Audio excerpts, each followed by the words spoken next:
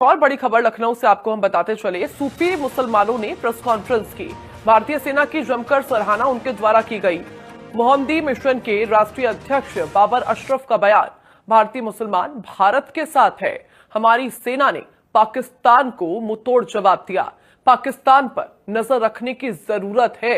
आतंकवाद के खिलाफ हम सब एक साथ खड़े हैं।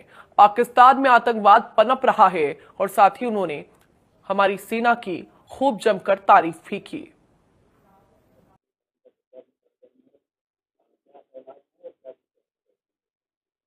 नहीं, पूरा हिंदुस्तान इस वक्त जो है वो हुकूमत हिंद के साथ है।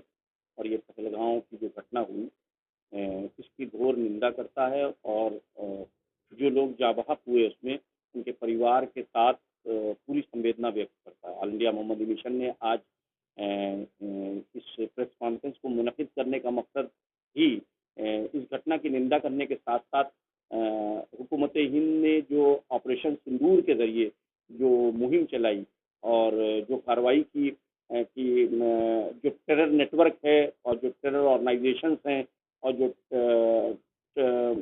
ये आतंकवाद की या दहशत और वहशत फैलाने वाली जो सेंटर्स हैं उनके खात्मे के लिए जो तहरीक चलाई गई उसका पूरा हिंदुस्तान 140 करोड़ खसूसी तौर पर मुसलमान उसका समर्थक है। क्योंकि सारा मुसलमान ये 50 साल से जायद, ये तो आज की पहलगाम की घटना है, यानी कि ये एक सिलसिलेवार तरीके से 50-60 साल से हम देख रहे हैं कि कश्मीर में प्रायोजित तरीके से एक्सट्रीम ऑर्गेनाइजेशन को खड़ा किया गया है जो यानी कि ये कहा जाए कि जो प्रॉक्सी वॉर लड़ रहे हैं, जिनके जरिए से प्रॉक्सी वॉर लड़ रही है, जिनके जरिए से अपने वेस्टेड इंटरेस्ट को मीट आउट करने, कश्मीर में क्योस करने और हिंदुस्तान में बदमनी पैदा करने। और सबसे बड़ी चीज़ कि इस्लाम जो अमन का मजहब है, मोहब्बत का पैगाम देता है, उस इस्लाम के मैसेज को मैलाइन करने का काम किया जा रहा है।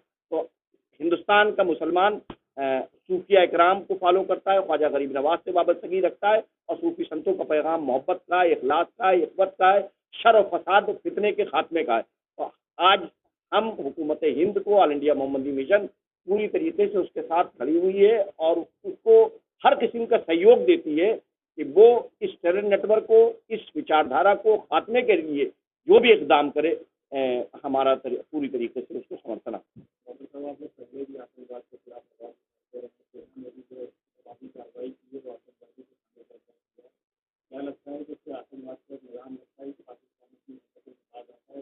नहीं, मुझे नहीं लगता, क्योंकि वो उनकी तो यानी कि जंग का एक तरीका ही यही है और ये आज की पहली घटना नहीं है, ये एक तवील अरसे से है। और मुझे तो लगता ये है कि अब आज और सजग रहने की ज़रूरत है और अलर्ट रहने की ज़रूरत है।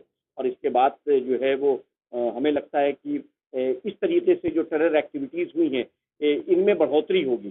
तो हुकूमत को जो भी इक़दाम ऐसे ऑर्गेनाइजेशंस को कंट्रोल करने के लिए करना। और हम तो इस बात को कहते हैं कि अगर भविष्य में कोई ऐसा अटैक या कोई ऐसी चीज़ें होती हैं तो उसको चाहिए कि इस किस्म से इक़दाम करे कि भविष्य के अंदर अब कोई भी टेरर नेटवर्क जो है वो जिंदा ना हो सके।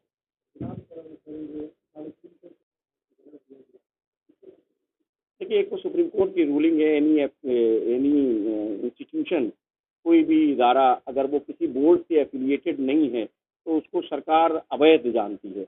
लेकिन आर्टिकल 25-26 जो है वो ये कहता है कि every citizen has got a right to profess and practice as per his belief. हर नागरिक को अपनी आस्था के मुताबिक अपनी ज़िंदगी गुजारने का अधिकार हासिल है। अगर उसके अधीन हम बात करें तो हम अगर अपनी धार्मिक पुस्तक, अपनी धार्मिक ज्ञान हो, प्रॉफिट की प्रीचिंग्स और टीचिंग्स के ताल्लुक से अपने मुसलमानों को अवगत करा रहे हैं, किसी इदारे में पढ़ा रहे हैं, तो मुझे लगता है ये उसको रोकने का अधिकार, उसको बंद करने का अधिकार सरकार के पास नहीं है। और ख़ास करके जो दरगाह को और या जो कब्रों को जो तोड़ने का जो मसमार किया जा रहा है, ये हुकूमत के यानी कि संविधान के यानी कि उसके दायरे के बाहर की चीज़ है। क्योंकि मरने वाले का जो राइट है उसको इज्जत के साथ दफन रहने दिया जाए, ये तो स्टेट और सेंट्रल गवर्नमेंट की जिम्मेदारी होती है कि उसको क्या नाम है इज्जत के साथ तस्लीम किया जाए और ये इंश्योर किया जाए कि लोग उसकी कब्र पे सहूलियत के साथ आ जा सकें। तो ये जो इकदाम हो रहे हैं मस्जिदों पे, ईदगाहों के ऊपर in the name of encroachment, मुझे लगता ये है कि इसमें बहुत जल्दी हो रही है और इसके ऊपर गौर फिक्र करने की ज़रूरत है। पूरे मुसलमानों में, यानी कि हिंदुस्तान के मुसलमानों में इस ताल्लुक से बेचैनी भी है, और हमको लगता है कि ऐसी घटना से जो है वो जो टेररिस्ट का मंसूबा पहलगांव में था कि यहाँ पे कियोस्क किया जाए और इस किस्म से किया जाए, ऐसे इकदाम करके सोसाइटी को डिवाइड करने की कोशिश कर रही है।